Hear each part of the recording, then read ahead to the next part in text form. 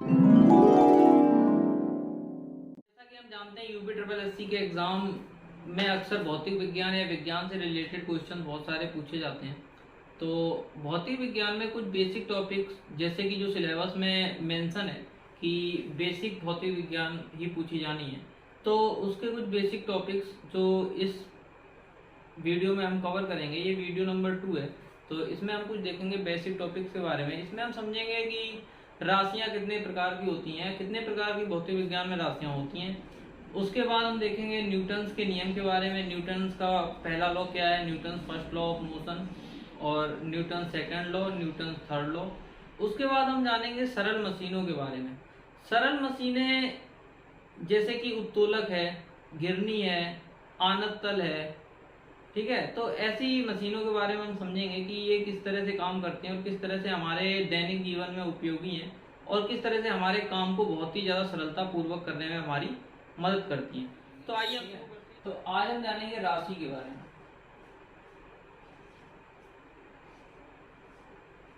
राशि जो भौतिक विज्ञान में इस्तेमाल होती हैं वो दो तरह की राशियां इस्तेमाल होती हैं। एक होती है अदिश राशि,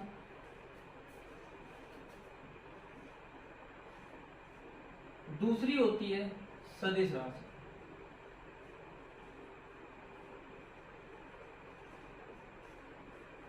तो जो हमारी अदिश राशि है इसे हम बोलते हैं स्केलर क्वांटिटी और इसे बोलते हैं हम वेक्टर क्वांटिटी। अदिश राशियों के बारे में अगर हम जाने तो अदिश राशियां वो राशियां होती हैं, अदिश राशियां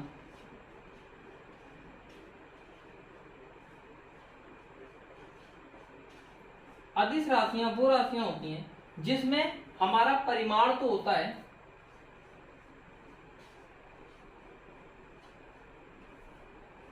परिमाण तो होता है, लेकिन हमारे पास दिशा नहीं होती।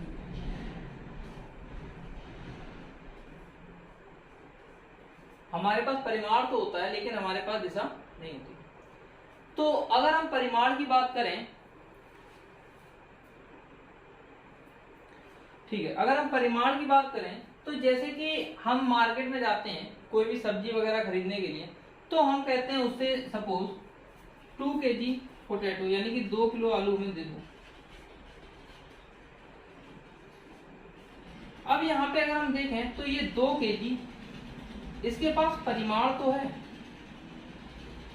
क्या है, परिमाण तो है, लेकिन दिशा नहीं है।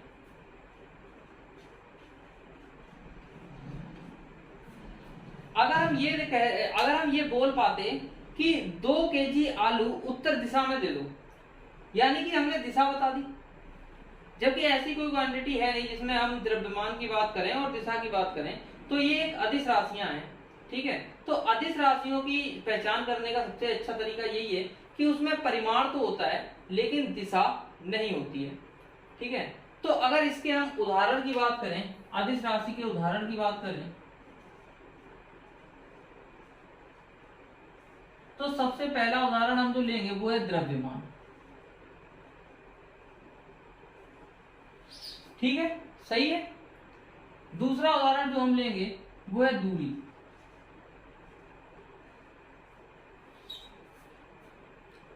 ठीक। फिर हम बात करेंगे चाल की, ये भी एक अदिश राशि है, ठीक है। तो हमारे पास द्रव्यमान है, दूरी है, चाल है, तो काफी सारे उदाहरण ऐसे हैं जो कि हमें बताते हैं कि ये हमारी अदिश राशियां हैं, ठीक है। उसके बाद जैसे हमारे पास लंबाई, भाई दूरी लंबाई दूरी में ही नापते हैं, ठीक है। इसके बाद हम बात करें आयतन की,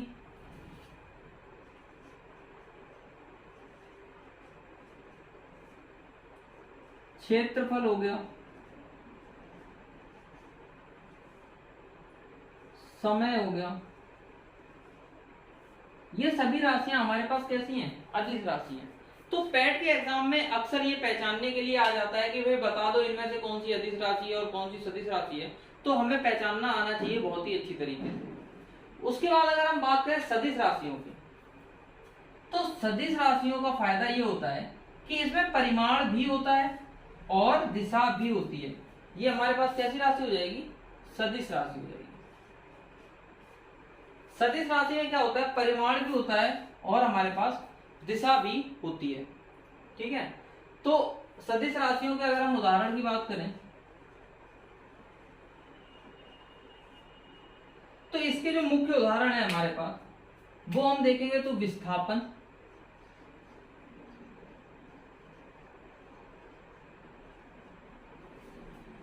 ठीक है।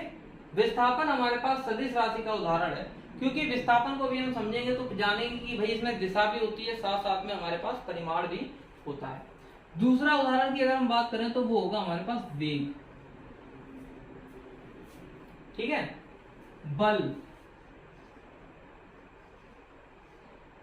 त्वरण, ये सभी हमारे पास काय के एग्जांपल्स हैं, हमारे पास सदिश राशि के एग्जांपल्स। तो इसमें हम जो इम्पोर्टेंट राशियां हैं हम उनके बारे में समझेंगे कि वो क्या हैं, ठीक है।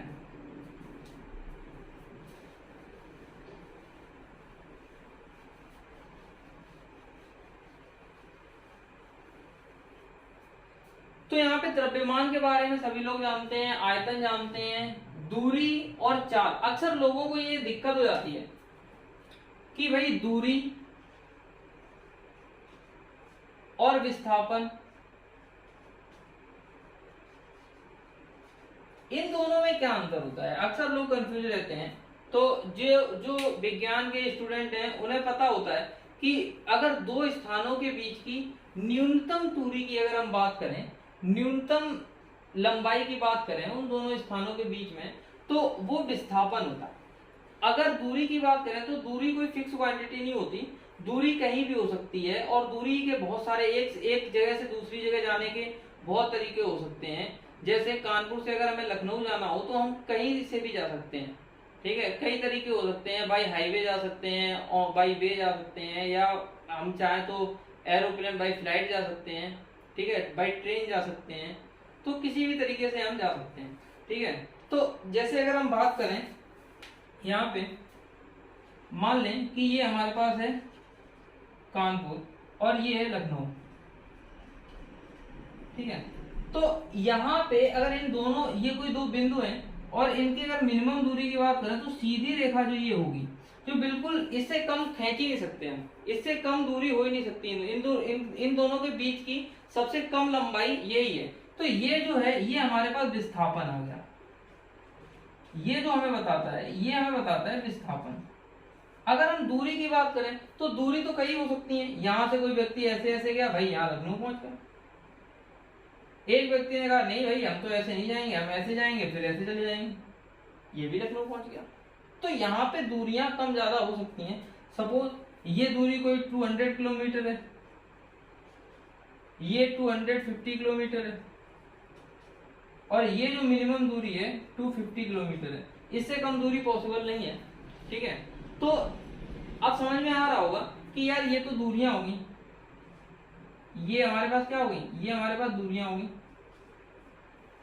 और ये हमारे पास एक लौता विस्थापन हो गया।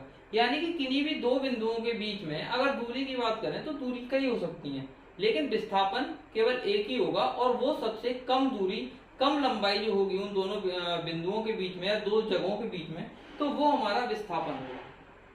क्या बात क्लियर है? इसी के बाद हम चर्चा करते हैं चाल की और हम चर्चा करते हैं वेग की।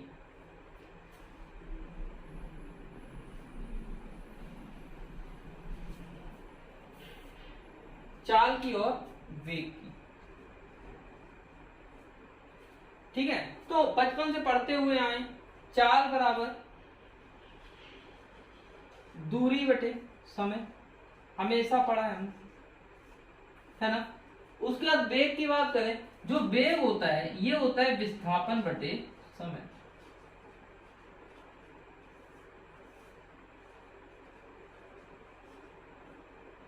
ये हमारे पास वेग आता है और ये हमारे पास दूरी आती है। चाल का फॉर्मूला है दूरी बटे समय। तो यहाँ पे जब दूरी हमारी अदिश राशि है और समय भी हमारी अदिश राशि है, तो दो अदिश राशियां एक अदिश राशि को ही देती हैं। तो दूरी बटे समय एक अदिश राशि है हमारे पास जो कि चाल के रूप में आती है। दूसरी हम वेग की बात करें तो विस्थापन हमारे पास सदिश राशि है और समय हमारे पास अदिश राशि है। तो वेग हमारे पास जो निकल के आता है ये हमारे पास सदिश राशि निकल के आती है। इसके पास बकायदा दिशा होती है कि भाई इस दिशा में जाएगा कोई पार्टिकल या कोई भी जो हमारे पास जो वाहन होगा, कार, मोटरसाइकिल, साइकिल जो भी हो, तो वो जिस रास्ते पे चलेगी, अगर वो विस्थापन पे चल रही है तो उसके पास एक पर्टिकुलर दिशा होगी। अगर वो किसी दूरी पे चल रहा है तो उसके पास कोई दिशा नहीं होगी, वो दिशाहीन होगा। ठीक है, तो ये बात हमारे लिए क्लियर हो गई है।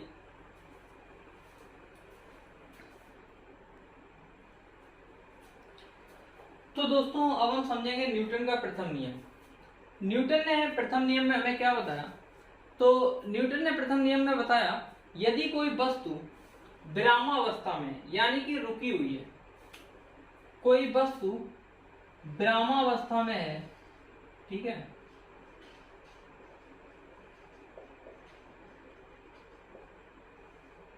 या फिर कोई वस्तु गति अवस्था में, जैसे इस दिशा में कोई वस्तु गति कर रही है, कोई v वेलोसिटी से गति कर रही है, ठीक है, तो वो गति करती रहेगी या वो विरामावस्था में ही रहेगी जब तक उस पर कोई भी बाह्य बल नहीं लगता है।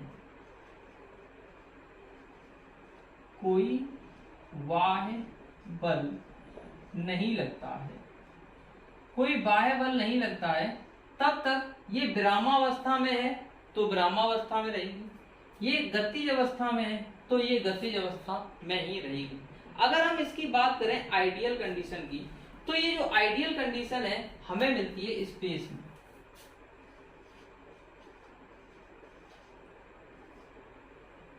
स्पेस में, वैक्यूम में।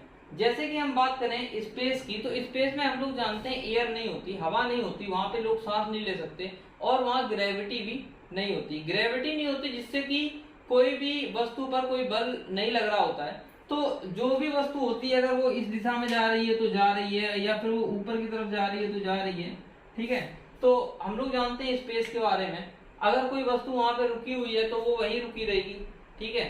जैसे अवेंजर मूवी की बात करें तो अवेंजर मूवी में आयरन मैन जो था वो स्पेस में फंस गया था। स्पेस में फंसने के बाद फिर वो वहीं पे रुका रहा था जब तक वंडर वो उसका जो भी किरदार था दूसरा वाला कैप्टन मार्वल जो थी वो जब तक नहीं आई। यानी कि कहने का मतलब ये है, आखिर ऐसा क्यों हुआ था, क्योंकि उसका स्पेस में जो शिप था वो फंस गया था और उसके पास कोई भी ईंधन नहीं बचा था जिससे कि वो उस स्पेस पे बल लगा करके और वो पृथ्वी तक आ सके। तो वहां पे विरामावस्था में था तो वो विरामावस्था में ही रुका रहा, और अगर गतिज अवस्था में है तो वो गतिज अवस्था में ही एक डायरेक्शन में गति करता रहा, ठीक है।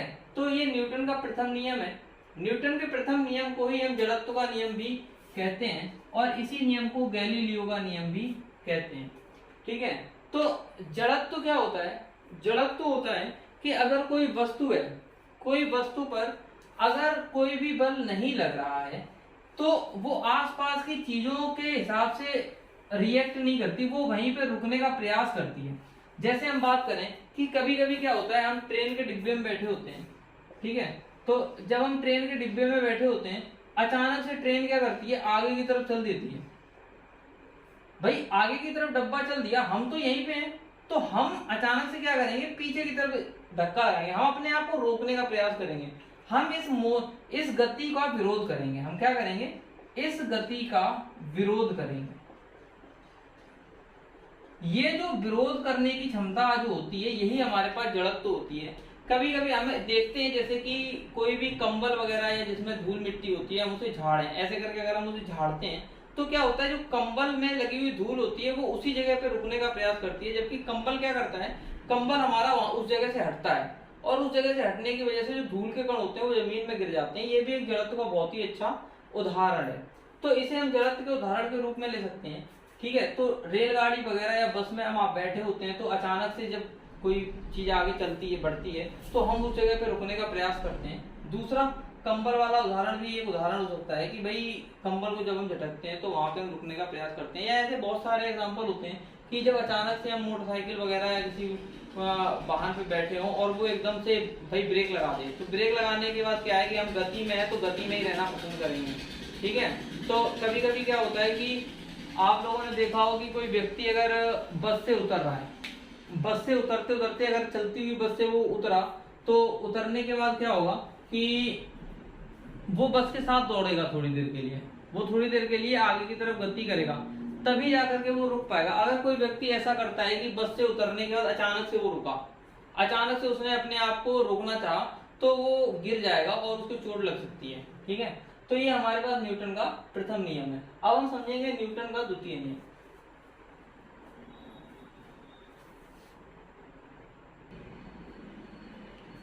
तो न्यूटन के द्वितीय नियम की अगर हम बात करें, तो न्यूटन ने हमें बताया कि संवेग परिवर्तन की दर जो होती है, संवेग परिवर्तन की दर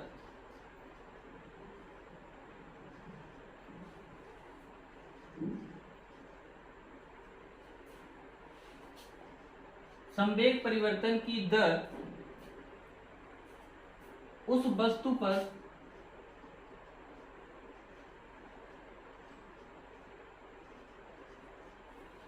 आरोपित बल के बराबर होती है।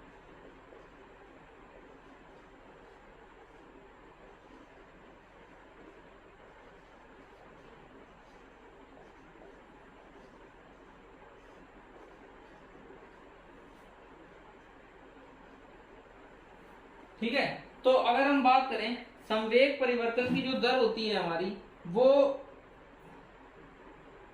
उस वस्तु पर आरोपित बल के बराबर होती है। ठीक है, तो सबसे पहले हम समझ लेते हैं कि भाई संवेग क्या होता है। ये चीज बहुत ही समझने वाली है कि भाई आखिर संवेग ही क्या होता है। हमें संवेग ही नहीं पता होगा तो हम आगे की बात क्या करेंगे। ठीक है, तो जो संवेग होता है हमारा, संवेग जो होता है वो हमारा द्रव्यमान गुणा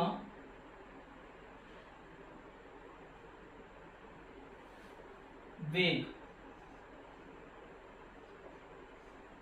यानी कि m इंटू वी, ये हमारा संवेग होता है। इसे हम p से लिखते हैं।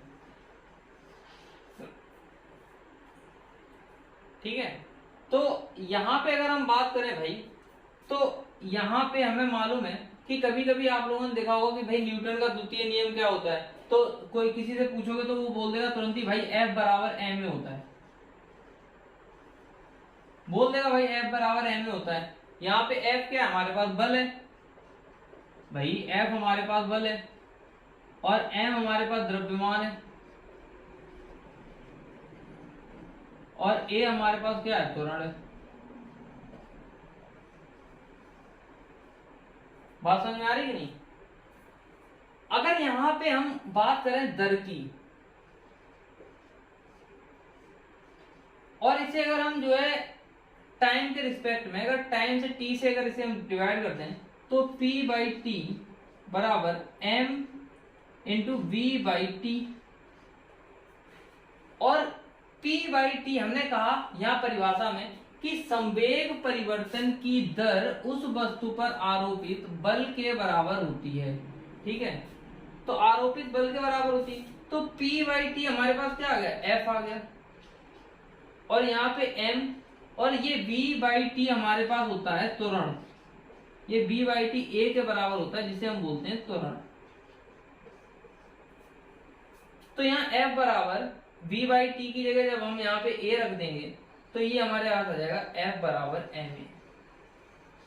इसे भी हम न्यूटन का द्वितीय नियम ही बोलते हैं। तो समझ में आ गया होगा कि संवेग परिवर्तन की दर उस वस्तु पर आरोपित बल के बराबर होती है। ठीक है, तो संवेग को समझ लिया, P बराबर mv, और यहाँ से जो फॉर्मूला निकला F बराबर ma, तो इसे हम लोग ध्यान में रखेंगे।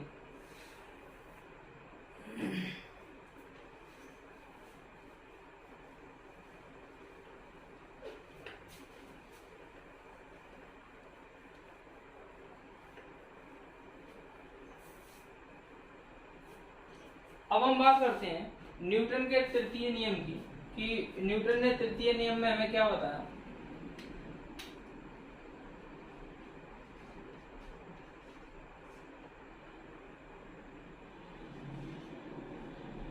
ठीक है। तो अगर इसे तृतीय नियम को एक सिंपल सी लाइन में बोले तो every action equal and opposite reaction, यानी कि भाई किसी भी चीज का जो रिएक्शन होता है वो बराबर होगा और उसी की अपोजिट दिशा में होगा। ठीक है, जैसे आपने किसी व्यक्ति के एक लगाया पटाख से थप्पड़, तो वो भी क्या करेगा, आपको उल्टा एक और मार देगा, है ना। आज का टाइम तो यही है भाई, थप्पड़ मारो तो थप्पड़ खाओ। ठीक है, तो सीधी सी बात है, अगर आप कहीं भी जो है बल का प्रयोग करते हैं तो उस तरफ से भी बराबर बल आपको मिलेगा और उल्टी दिशा में मिलेगा। जिस दिशा में आप लगाएंगे उसके जस्ट अपोजिट दिशा में मिलेगा आपको बल। यही न्यूटन का तृतीय नियम है। ठीक है, तो इसे क्रिया प्रतिक्रिया का नियम भी कहते हैं।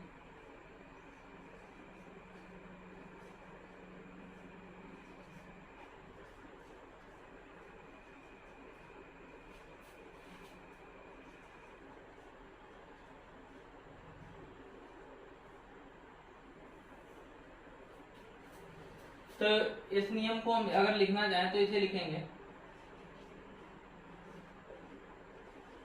प्रत्येक क्रिया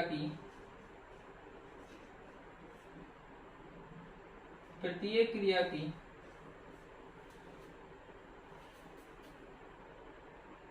बराबर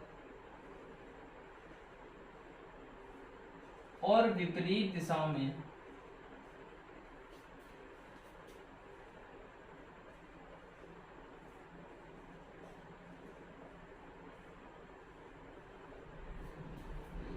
प्रतिक्रिया मिलती है।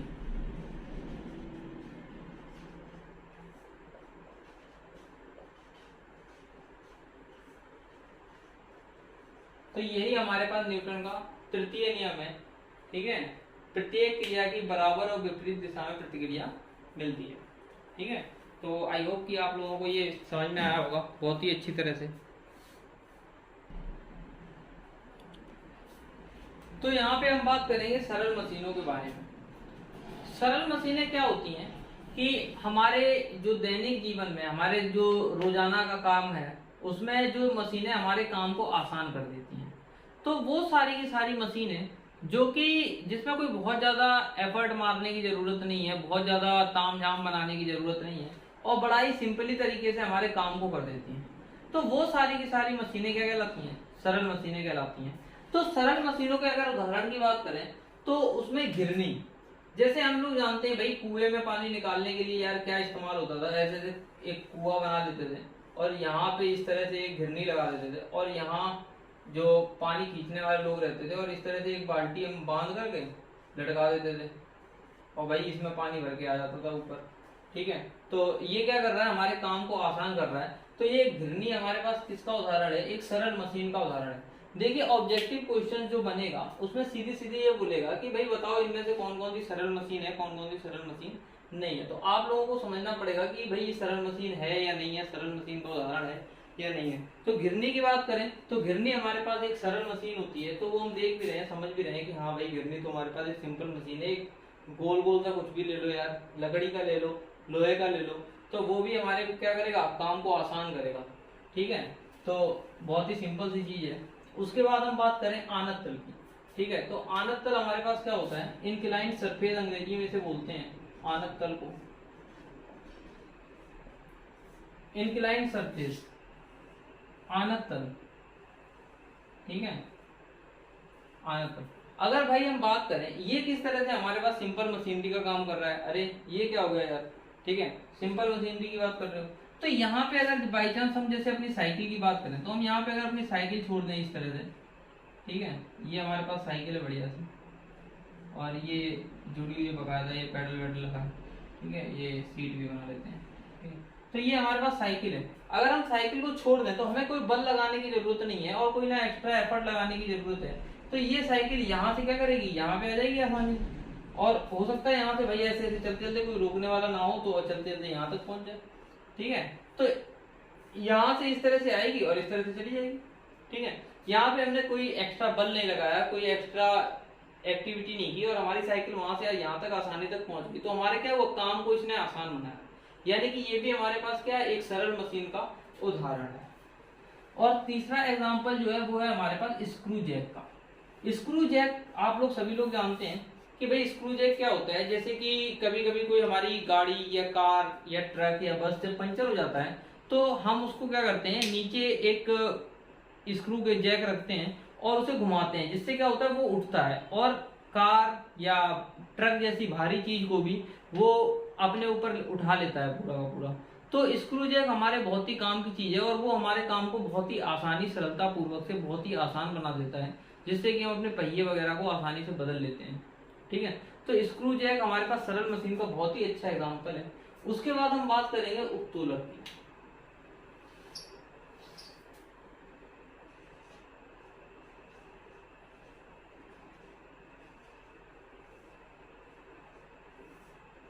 ठीक है, तो उत्तोलक की बात करें, उत्तोलक हमारे पास तीन तरह के उत्तोलक होते हैं। एक होता है हमारे पास प्रथम उत्तोलक,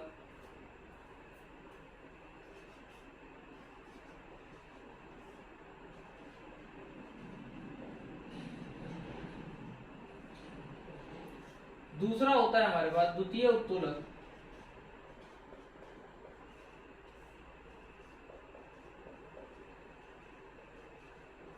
और तीसरा होता है हमारे पास तृतीय उत्तोलक।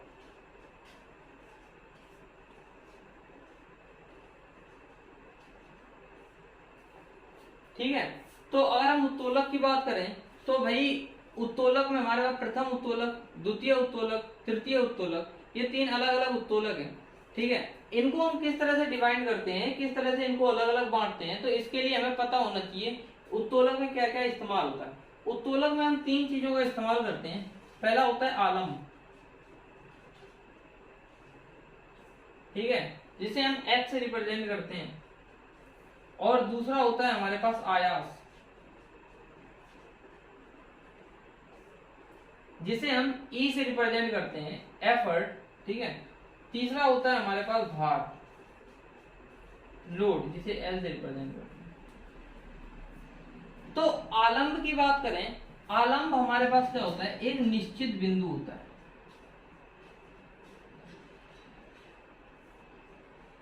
एक निश्चित बिंदु होता है जिसके द्वारा जिसकी वजह से हम काम कर पाते हैं अपना, ये एक निश्चित बिंदु होता है। ठीक है, आयास की बात करें तो आयास ये हमारा बल होता है जो कि हम लगाते हैं अपनी तरफ से, इसे लगाते हैं, एफर्ट कहते हैं इसे।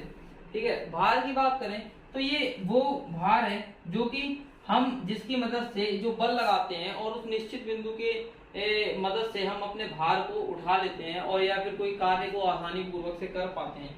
तो ये हमारे पास तीन चीजें इस्तेमाल होती हैं। ठीक है, अब हम प्रथम उत्तोलक की बात करें तो प्रथम उत्तोलक में हमारे पास क्या होता है, जो हमारे पास आलम्ब होता है, आलम्ब हमारा आयास व भार के मध्य होता है, आयास व भार के मध्य होता है।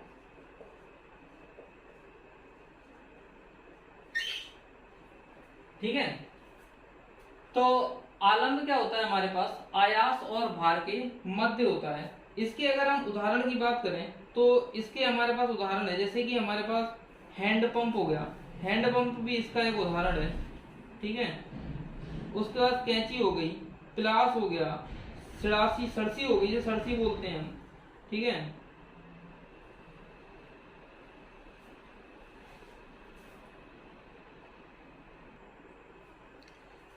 तो प्रथम उत्तोलक की अगर हम बात करें तो इसमें हमें देखने को मिलता है कैंची, प्लास, सरसी। ठीक है, हैंड पंप भी हो सकता है।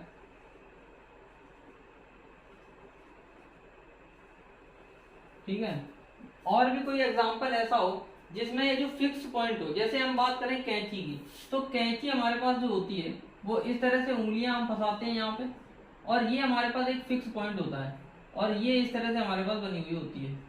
ठीक है, तो ये जो कैंची होती है यहाँ पे ये जो फिक्स पॉइंट होता है, ये क्या होता है कि यहाँ पे हम बल लगाते हैं और यहाँ पे हमारा भार होता है। ठीक है, तो ये जो फिक्स पॉइंट है ये हमारे पास इस भार और इस आयास के बीच में होता है आलम्ब। ठीक है, तो ये हमें समझ में आ रहा होगा अच्छी तरह से। उसके बाद हम बात करें द्वितीय उत्तोलक की। तो द्वितीय उत्तोलक में हमारा जो भार होता है, इसमें क्या होता है, भार आलंब व आयास के मध्य होता।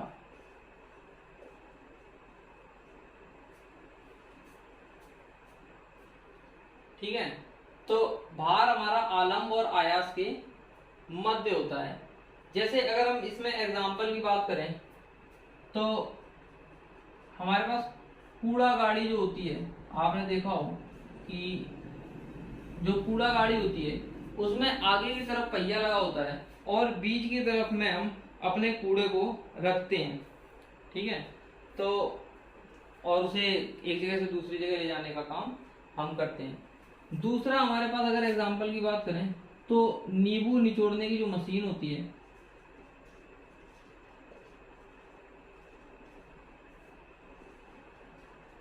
वो हमारे पास एग्जांपल है द्वितीय उत्तोलक। ठीक है, और अगर हम सोचें तो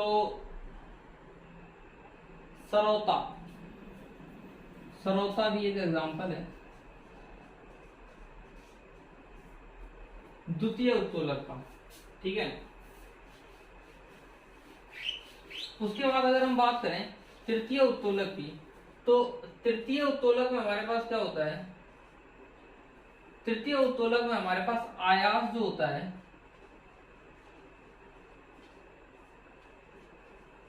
आलंब व भार के मध्य होता है।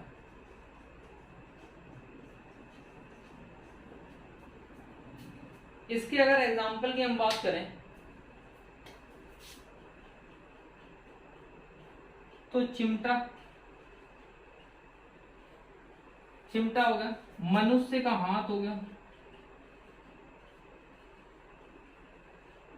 मनुष्य का हाथ भी जो हमारा हाथ है, जैसे कि मैंने इस मार्कर को पकड़ के रखा हुआ है भाई, तो मार्कर को पकड़ के रखा हुआ है तो हमारे पास जो आयास है, ठीक है, ये हमारे पास भार है, भार और आलंब ये हमारा फिक्स पॉइंट है।